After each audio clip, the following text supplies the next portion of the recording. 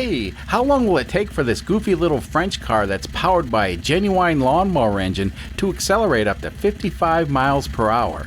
Let's find out.